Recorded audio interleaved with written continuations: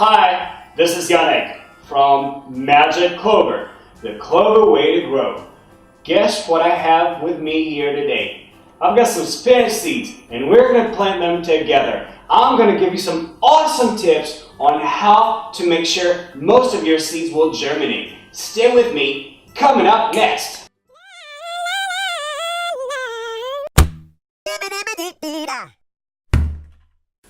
Today I'm going to talk about 3 of the most famous methods when it comes to planting your seeds. So the first one is the seedling tray method. It's by far the most convenient because you have some plug plants here that are going to fill up the plugs. Then you're only going to have to take them out and transplant them.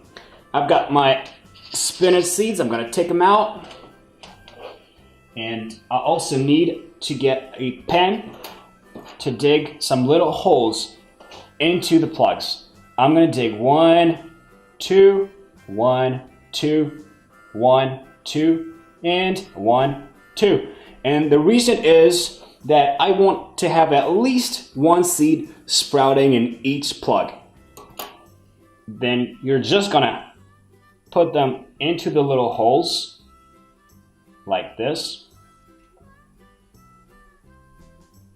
Then I'm going to cover the seeds with a little bit of soil, and the final thing is that I'm going to get a water spray, and I'm going to spray a little bit of water onto the soil to make it moist.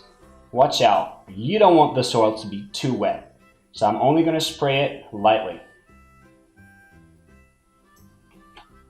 Like this. And there we go.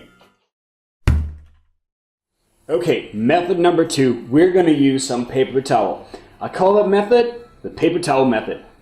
I've got some, guess what? Paper towel, a Tupperware box, and some spinach seeds. What I'm going to do is I'm just going to take one sheet of paper towel, use my scissors to cut 2 pieces of it. Alright, then I'll take a few seeds and I'll place them in between the sheets.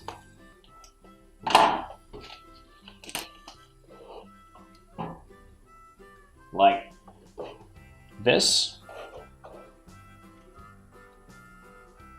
So you gotta be careful when you water. You don't wanna wet the paper towel too much. Just spray it lightly, just like we did before with the soil, so it doesn't rot. And this method is very good because it allows you to see exactly when the seeds sprout. Okay, I got my seeds, paper towel. I'm going to open the Tupperware,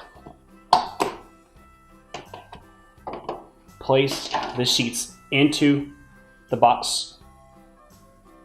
I'm going to get my spray and wet the paper towel just a little, like this. Then close it, and I'll place this box into a very dark place. You don't want the light to hurt the roots.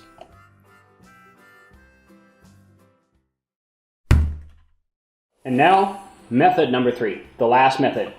I'm going to use a glass of water, and I call that method the water cup method. I've still got some seeds with me, the spinach, and I'm going to take a few seeds into my hand. The only thing I'll have to do is just put them into the glass of water. Why are the seeds floating right now? No, it's not because they like to swim. It's because they're dry. And as they hydrate, they're going to sink to the bottom and then sprout. It might take 2 days, it might take a little bit more, but don't let the seeds sit in water for more than 5 days because they can rot. The 3 methods that you just saw were actually general guidelines. It wasn't very specific to spinach, okay? And there's so many things to take into account when you want to germinate your seeds. Dr. Clover, here with me, is going to tell you all about it. Hello.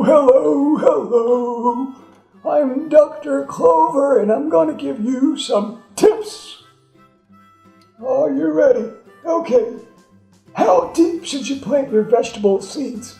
That's the question. Ha ha ha ha. As a rule of thumb, seeds should be planted at a depth of 2 times the width of the seed. It's usually a little deeper for tiny seeds, though. For example, lettuce seeds should be covered with 1/3 of an inch of soil. That's about 8 millimeters. The reason is that the surface of the soil dries up quickly, so we want to plant the seeds deep enough into the soil. That way it will be easier to keep them moist.